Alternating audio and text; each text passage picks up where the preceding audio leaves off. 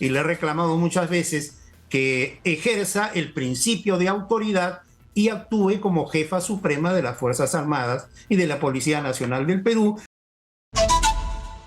Estamos enlazados ahora vía Zoom con el expresidente del Tribunal Constitucional, el doctor Ernesto Blume Fortini. Ernesto, muy buenos días, gracias por atendernos. Buenos días, muchas gracias por convocarme y acá estamos para dialogar. Adelante. Estamos en un momento muy crítico, Ernesto, y uno de los grandes temas de discusión nacional es una vez más el tema de la Constitución del 93. Y no es la primera vez que esto se pone en discusión. Yo recuerdo que cuando terminó el gobierno de Fujimori, entró el gobierno de Valentín Paniagua, se abrió un debate, ¿no? Donde se discutía si se restablecía la Constitución del 79, si esta se modificaba parlamentariamente, o si incluso había algunos, que además me sorprende habiendo revisado los archivos, que ahora se oponen a la Asamblea Constituyente, pero que en ese momento la proponían, ¿no? ¿Cómo salimos de este entrampamiento sobre el debate constitucional? O sea, ¿cuál es el camino? Bueno, en primer lugar, correcto. En primer lugar hay que precisar que en efecto cuando se aprobó la Constitución de 1993 surgieron una serie de cuestionamientos respecto de su origen y legitimidad. Y estos cuestionamientos inclusive recuerdo que al asumir la presidencia el doctor Valentín Paniagua motivó que se formara una comisión que se denominó Comisión de Estudio de las Bases de la Constitución Política del Perú. Se convocó a 28 juristas, entre los cuales yo también fui convocado, y se elaboró un proyecto que concluyó, con su entrega formal ante el presidente de la República y quedó como un insumo para futuros debates. Pero lo cierto es que ya a través del tiempo y sobre todo de los procesos constitucionales que se vinieron dando en el transcurso de los años, la Constitución fue consolidándose y el Tribunal Constitucional, como supremo intérprete de la Constitución, fue recurriendo a ella y apoyándose en ella permanentemente, al punto que han pasado pues más de 25 años, ha habido varios cambios en la conducción del país, en las autoridades y todo en el marco de la Constitución de 1993. Por lo tanto, yo creo que a estas alturas del partido ya no cabe entrar al debate sobre el origen de la Constitución de 1993. Ha sido, si se quiere, reafirmada con el transcurso de los años y parte de la vida nacional se ha desarrollado en el marco de esa Constitución. El tema está en que si cabe modificar o no cabe modificar la Constitución y cómo se puede modificar la Constitución. Y por lo tanto ese es un debate aparte. Yo desde mi perspectiva considero que la Constitución de 1993 es una Constitución perfectible, como toda Constitución, pero que no es el momento para buscar y pretender un cambio constitucional, sobre todo en el régimen económico, que desde mi punto de vista, no obstante a los cuestionamientos iniciales que se le hicieron, ha sido clave para el desarrollo del país en los últimos 25 años, porque el régimen económico establecido en la Constitución es un régimen de incentivo a la inversión privada que permitió que el país entrara en un camino de progreso económico, se manejara en la macroeconomía en términos muy adecuados, fuera visto inclusive como un estado modélico en el manejo económico a nivel comparativo con los países hermanos, y por lo tanto ese sistema económico que constitucionalizó la Constitución de 1993 desde mi punto de vista ha sido exitoso. Por eso yo no entiendo la vehemencia de cambiar el régimen económico y volver a un régimen económico intervencionista donde el Estado se convierte en empresario y donde al final vamos a tener una repetición de las experiencias pasadas. Está probado en el mundo moderno que los estados que progresan son los estados que incentivan la inversión privada, pero una inversión privada dentro de el mercado libre, pero justo a la vez, y que no olvida los requerimientos sociales y la atención de los requerimientos que impone la mayoría de una población. Pero yo diría que el tema en este momento no debe distraernos en el cambio de la Constitución. Yo no veo la necesidad del cambio de la Constitución, ni veo la necesidad de un adelanto de elecciones. Creo que este debate del adelanto de elecciones es pisar el palito de la ultraizquierda de entraña castrochavista que pertenece a un movimiento continental que ha venido haciendo toda una labor en América Latina y que llegó al Perú a través del gobierno de Pedro Castillo, y que pensó que el Perú ya estaba dentro de su dominio y que ya estábamos dentro del socialismo del siglo XXI, léase, entre comillas, comunismo. Y dijo, ya tenemos al Perú conquistado. Pero ¿qué ocurrió? Que para pesar de ellos, la incompetencia de Castillo, los colaboradores que convocó, la corrupción que reinó, la falta de capacidad, provocaron una implosión. Es decir, el régimen de Castillo implosionó desde adentro por su propia responsabilidad y él perpetró un intento de golpe de Estado que fue frustrado, pero que lo descalificó totalmente. Entonces, esta izquierda continental, coludida con otros sectores, está desesperada. Y la desesperación se traduce en pretender hackear al Estado peruano con actos vandálicos y muchos de ellos actos terroristas para colocarnos como sociedad contra la pared y exigirnos lo que ellos quieren. Es decir, esta minoría que ha fracasado y que ha perdido la posibilidad de gobernar el Perú, ahora nos quiere imponer a los 33 millones de habitantes lo que ellos quieren, cuando en la realidad de los hechos, yo pienso que los vándalos y los que están involucrados en todo esto son muy pocos y están en franca retirada. Entonces, este tema del adelanto de elecciones es un tema distractivo que no le hace bien al país en este momento. Yo soy partidario que el Perú debe marchar en el marco de la Constitución, y eso significa respetar los parámetros y los plazos constitucionales. Si el Congreso fue electo por 5 años, es el pueblo el que lo eligió y hay que respetar ese mandato por 5 años como corresponde. Igual en el caso del presidente de la República, ha sido vacado, entra la señora Boluarte, que es la que debe y está asumiendo el poder, pero yo le reclamo, y le he reclamado muchas veces, que ejerza el principio de autoridad y actúe como jefa suprema de las Fuerzas Armadas y de la Policía Nacional del Perú, de acuerdo al mandato que expresamente le confiere el artículo 167 de la Constitución. Pero no podemos, pues, pretender que el Perú marche declarando una democracia representativa y, por otro lado, tratando de que aquí impere la oclocracia, que es el gobierno de las muchedumbres que tratan de imponerle al Estado lo que en ese momento consideran un requerimiento nacional. Yo por eso hago un llamado a la calma, a la reflexión, a la ponderación y sobre todo al estudio riguroso de la Constitución y asumir el rol que cada uno tiene frente a la Constitución. Hay un mandato en la Constitución que está contenido en el artículo 38 de la Carta Fundamental. Y si tú me permites, si lo puedo leer, porque estos artículos a veces se olvidan y se dejan de lado. Este artículo 38 de la Constitución dice lo siguiente, hablando de los deberes para con la patria, y señala expresamente lo que voy a leer a continuación.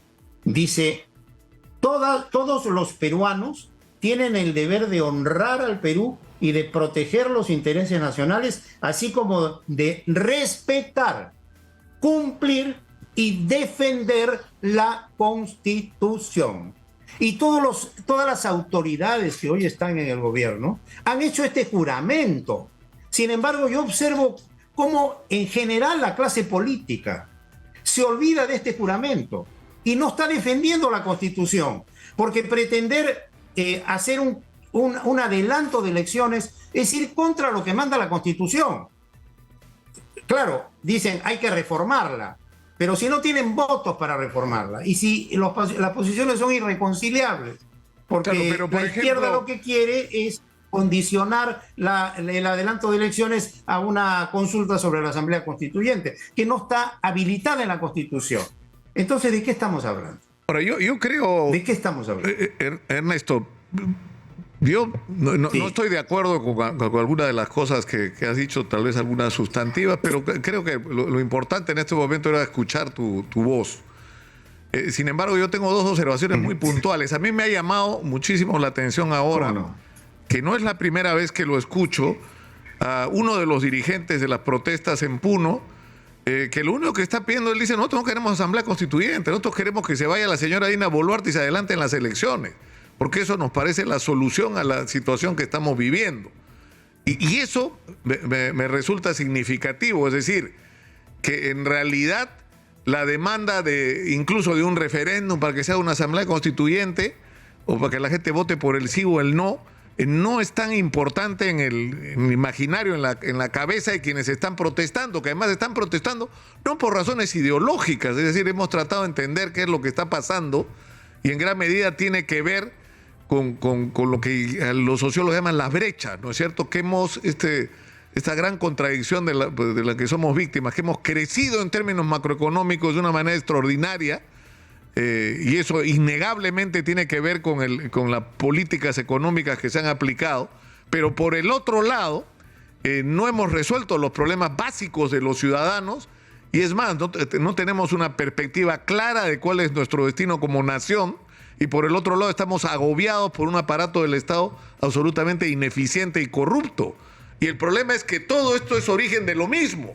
Es decir, ese mismo fenómeno económico exitoso ha ido de la mano con estos tremendos defectos, ¿no? Entonces, yo lo que quiero en este momento, más que otra cosa, Ernesto, es proponer tener esta discusión, abrir espacio para tener esta discusión, no en qué debe terminar, si se hace una nueva asamblea constituyente, si se modifica, no, sino discutir los contenidos. O sea, ¿qué es lo que está mal? ¿Qué es lo que hay que corregir? Sin prejuicios, ¿no? O sea, porque está claro que algo no está funcionando, Ernesto. Y que eso está en la base de la protesta social hoy en el Perú, ese descontento, ¿no? Sí, bueno, te agradezco mucho los comentarios y me suscitan a su vez varios comentarios. Respecto al tema del requerimiento de algunos sectores o del pedido de algunos sectores de que se vaya la señora Dina Boluarte, yo creo que, bueno, pueden pedirlo, pero a la luz de la Constitución, ella debe estar hasta el año 2026. Cuando juramentó, a mí me pareció innecesario y hasta imprudente que hiciera énfasis en que ella se iba a quedar hasta el 2026, porque evidentemente eso era lo que estaba previsto en la Constitución. Lo que me extrañó es que después la señora Dina Boluarte dijera, no, yo quisiera que se adelante las elecciones y irme en abril del 2024. Y después de esa afirmación dio marcha atrás y dijo, no, ahora me quiero ir en diciembre del 2023. Lo cual, sinceramente, a mí me parece una falta de consistencia en quien asume el gobierno y tiene la tarea de gobernar.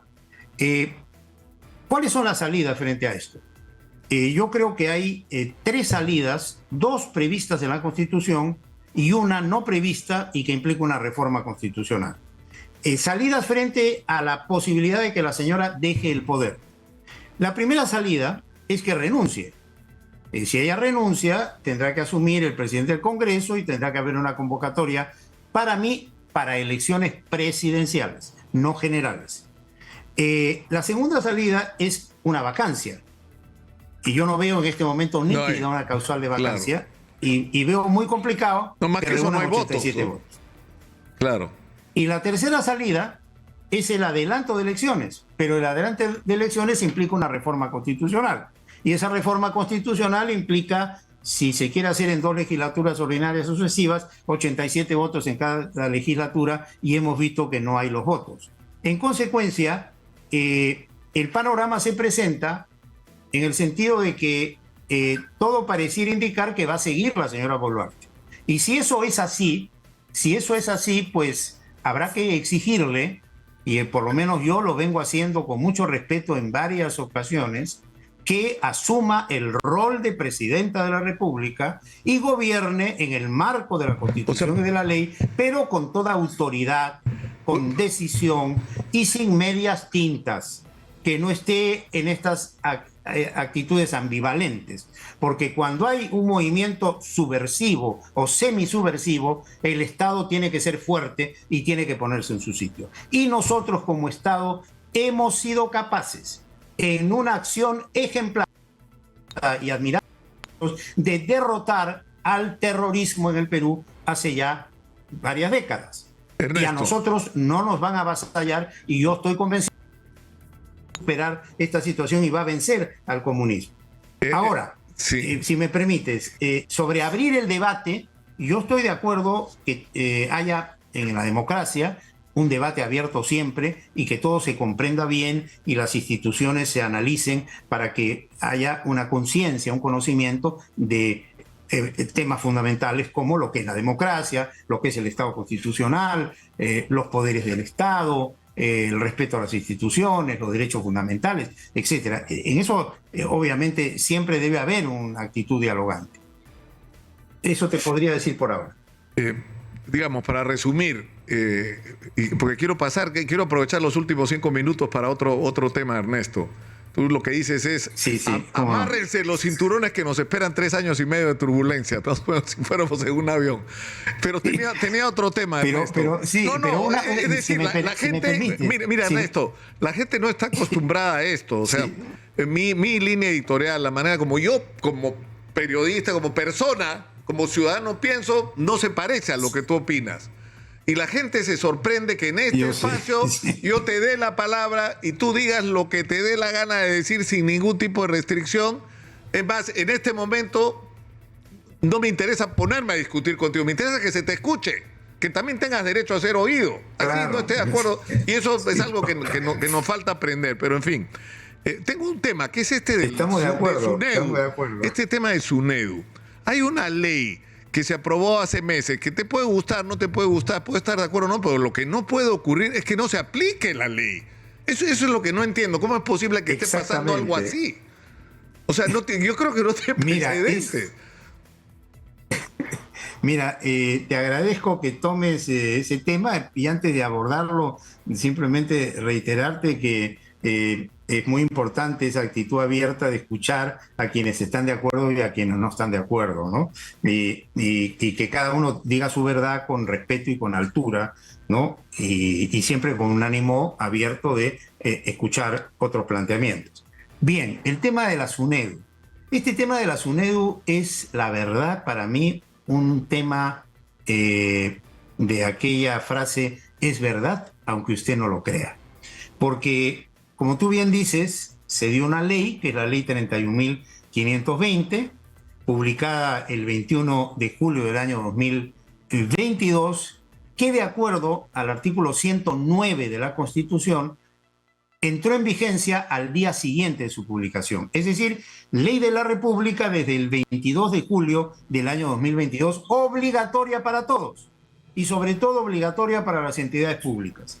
Pero, oh sorpresa, la SUNEDU, y para ser más precisos, los miembros del Consejo Directivo saliente de la SUNEDU, asumen una actitud de rebeldía y de desacato frente a esta ley. Y entonces, para lograr ese propósito, se van a un juzgado constitucional que es el mismo juzgado que ordenó la paralización de la elección de magistrados del Tribunal Constitucional y la paralización de la elección del Defensor del Pueblo.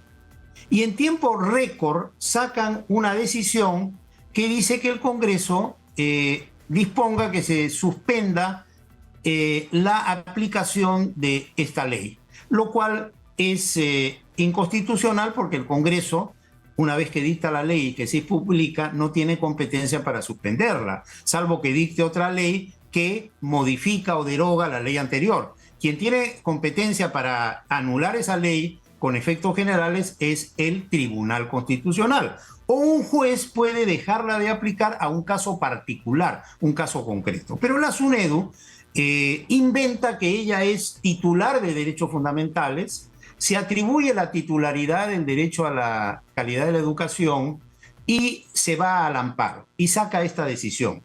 Entonces, un grupo de congresistas, cuando ven el accionar de la SUNEDU, le consultan al tribunal vía una acción de inconstitucionalidad. Le dicen, la SUNEDU está diciendo que esta ley que nosotros hemos dictado es inconstitucional por tal y tal motivo. Le traslada los argumentos de la SUNEDU al Tribunal Constitucional. Y el Tribunal Constitucional analiza esos argumentos y dice, la ley es absolutamente constitucional. Es decir, la ley tiene que cumplirse. Y es más, en los fundamentos 26 y 27 enfatiza eso, que es de obligatorio cumplimiento. Sin embargo, oh sorpresa, hasta ahora las autoridades anteriores siguen detentando sus cargos y están tratando de frustrar la designación de nuevos miembros del Consejo Directivo y la implementación ya del ingreso de las nuevas autoridades. Ahora han salido con el argumento de que para aplicar esta ley se necesita un reglamento. Un reglamento, sí. Cuando nunca se necesitó reglamento para aplicar la ley universitaria 30.220. Ya en este momento se ha producido la elección de los 2 representantes de las universidades públicas. Falta que se elija el representante de las universidades privadas, pero ahí también tenemos un problema, porque hay una universidad que se ha declarado también en rebeldía. Entonces le toca a la segunda, en antigüedad, también se ha declarado en rebeldía. La tercera debe convocar y debe salvarse eso.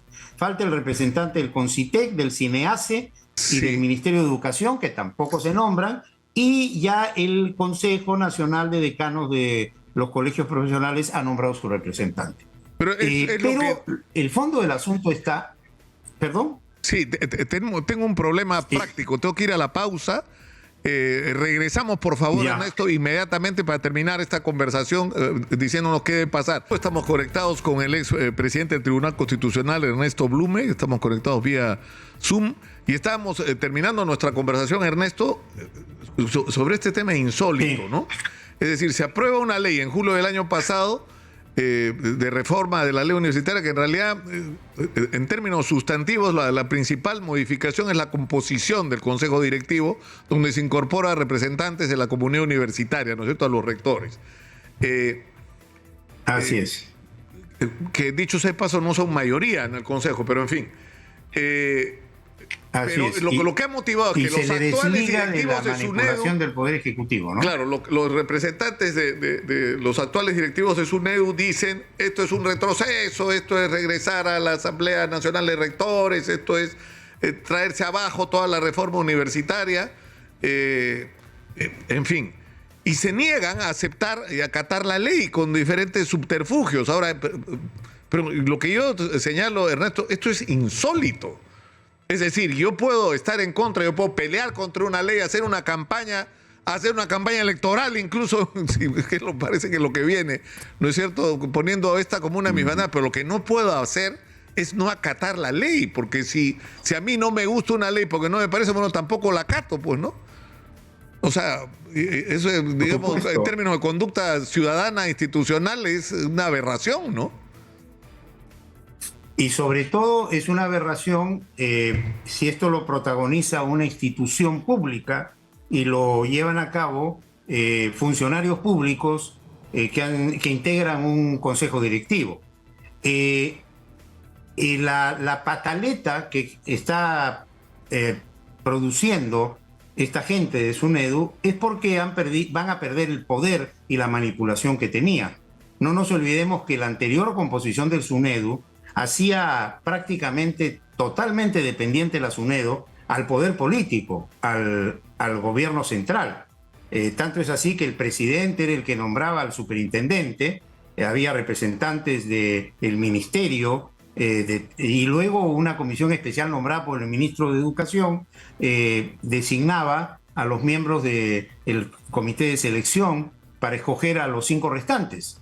Y la mayoría de miembros de ese comité de selección eran pues del partido de Podemos, ¿no? O sea, había ahí una manipulación grotesca política que ha hecho que la gestión de SUNEDU, según me informan a mí, rectores de varias universidades. Me corrige mi productora Ernesto, que no era de Podemos, sino del Partido Morado. Perdón, del Partido Morado, sí, me he equivocado, disculpe. Hago la rectificación pública y pido las disculpas del caso del Partido Morado, efectivamente. Bueno, y lo que ocurre pues es que se niegan a entregar el poder porque obviamente el poder de la SUNEDU es inmenso y ese poder ha sido usado para maniatar y limitar y constreñir la autonomía universitaria, que es una conquista de varias generaciones y que se consagró en la Constitución de 1993, en el artículo 18, y que es una autonomía que significa libertad, porque una universidad sin libertad es una universidad que no forma estudiantes con la información suficiente para tener su propia decisión, y más bien tiende al sectarismo y tiende a una formación parcializada, limitada y manipulada. Entonces lo que se quiere es seguir con la manipulación del poder en la SUNEDU y seguir con la manipulación de un poder que tiene muchos recursos y que utilice esos recursos en diversas dimensiones, ¿no? Entonces, esa es la situación. Pero la ley tiene que cumplirse, como tú bien dices. Yo he estado dándole contigo. Sí, yo le he estado dando vueltas al asunto, revisando los argumentos. Pero la ley tiene que cumplirse. Claro, Ernesto, para terminarlo, yo le he estado dando vueltas y en realidad no he visto ningún cuestionamiento, porque está absolutamente claro que era necesario quitarles el licenciamiento a universidades que no lo merecían, y sobre eso no. Por supuesto. Esos estándares no se tienen que perder, y cualquier universidad que funcione de aquí para adelante tiene que cumplir un mínimo de estándares que garanticen calidad de educación para nuestros jóvenes. Pero eso no está en discusión. Así es. Eso no está en discusión. Es lo que me sorprende. La discusión es quién controla la SUNEDU, ¿no? Y eso ya nos lleva a otros escenarios. Ernesto, tenemos que terminar por hoy. Muy bien. Te agradezco mucho por estos minutos. Ha sido muy gentil. Y una vez más, te agradezco también. Prueba de que podemos, escuchar. Hoy día no hemos discutido, hoy día yo te he escuchado. La próxima vez vamos a discutir un poquito, Ernesto, para encender un poco el... Y yo lo sé, con todo gusto. Además, a mí me gusta debatir, porque creo que el debate abre posiciones y hace que el que escuche el debate tenga su propia posición. Por supuesto que sí, de eso se trata. Muchas gracias.